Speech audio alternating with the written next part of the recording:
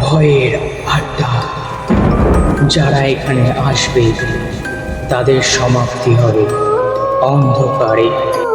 Hello বন্ধুরা, welcome back ভয়ের আড্ডার নতুন একটি এপিসোডে।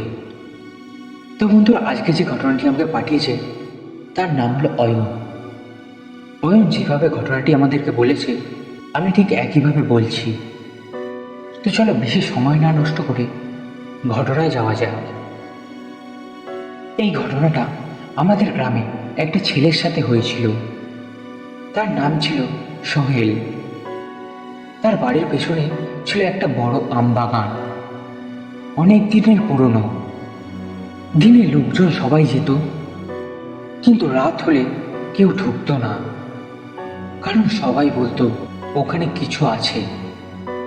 একদিন গরমকালের রাতে সোহেল আমাদের সাথে বাজি ধরল, আজ আমি একাই আমবাগান যাব।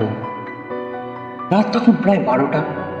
চাঁদের আলো আর চারিদিকে ঝিঝি পোকার শব্দ। সোহেল টর্চ নিয়ে বাগানে ঢুকলো।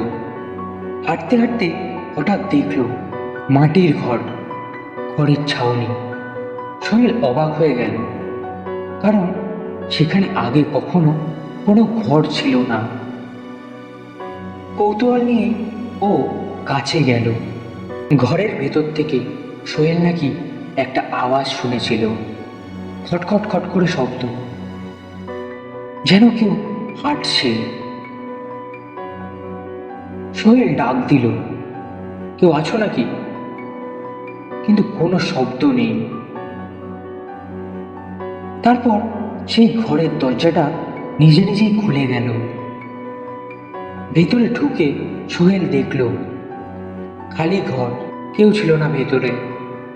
শুধু মাটিতে গোল করে আঁকা দাগ ছিল, আর মাঝখানে কালো কিছু পড়ে আছে।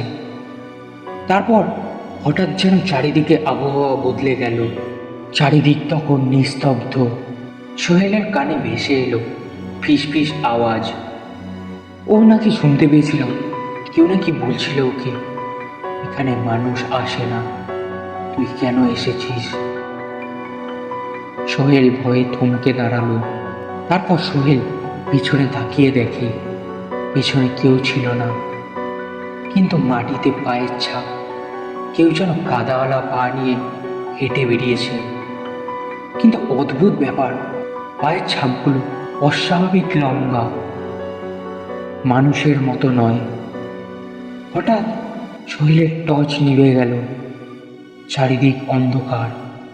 তারপর নাকি চারিদিকে গাছ নড়ছিল, পাতা ঝরছে, আর অনেকগুলো কণ্ঠস্বর একসাথে বলছিল, যা এখনই, যা এখনই। তারপর সোহেল দৌড়াতে শুরু করলো। সোহেলের পিছনে পায়ের শব্দ, যেন কেউ খোঁড়াতে খোঁড়াতে হাঁটছিল। মনে হচ্ছিল কেউ যেন সোহেলকে তাড়া করছিল, কিন্তু সোহেল কাউকেই দেখতে পায়নি সেদিন। হঠাৎ সোহেল পড়ে গেল, তারপর অজ্ঞান। তারপর ভোরবেলা আমরা গিয়ে সোহেলকে আম গাছের নিচে পড়ে থাকতে দেখি। সোহেলের মুখ পুরো ফ্যাকাশে হয়ে গিয়েছিল, চোখ লাল। সোহেলের তখন খুব জ্বর এসেছিল। 3 দিন কারোর সাথে কথা বলেনি। পরে সে আমাদেরকে পুরো ঘটনাটি বলে। তারপর আমরা গিয়ে দেখি ওখানে কোনো ঘরই ছিল না। একজন ওঝার কাছে নিয়ে যেতেই সে সোহেলের মুখ দেখেই বলেছিল ও জিনদের আস্তানাতে ঢুকে গেছিল। ওর ভাগ্য ভালো ছিল যে ও বেঁচে ফিরেছে।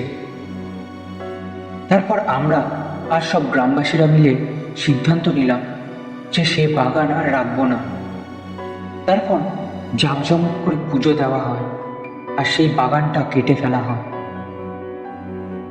তো এখন আর তেমন কিছু ঘটে না, সব স্বাভাবিক। তো বন্ধুরা, এই ছিল আজকের ঘটনা। ঘটনাটি কেমন লাগলো তোমরা প্লিজ কমেন্ট করে জানিও। আর যদি ঘটনাটি ভালো লেগে থাকে তো লাইক, কমেন্ট, সাবস্ক্রাইব করতে ভুলো না। তো চলো আবার দেখা হবে নতুন একটি এপিসোডে। ততক্ষণের জন্য সুস্থ থেকো, ভালো থেকো।